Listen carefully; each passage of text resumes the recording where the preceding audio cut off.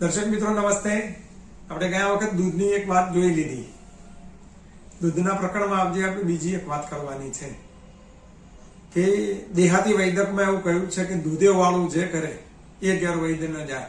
વાળું એટલે રાત્રિ ખાણું, અને રાત્રિનું ખાણું, રાત્રિનું ભોજન દૂધ સાથે પૂર્ણ થવું જોઈએ।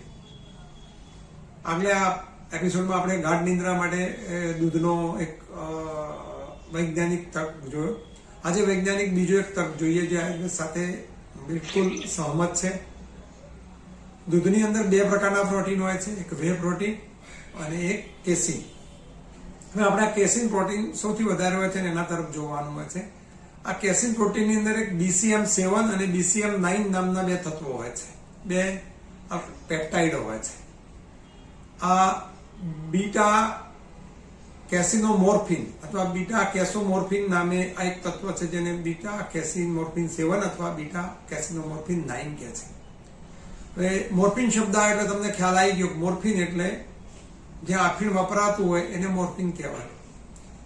તો આ ની અંદર આ પેપ્ટાઇડ જે છે એ અફીમના પેપ્ટાઇડ છે। બહુ અલ્પ માત્રામાં પણ દૂધની અંદર અફીમના પેપ્ટાઇડ હોવાના લઈ અને ગાઢ નિંદ્રા લાવે છે, એટલે જ આપણને દૂધ સારું લાગે છે, વારંવાર લેવાની ટેવ થાય છે અને પ્રગાઢ નિંદ્રા આપે।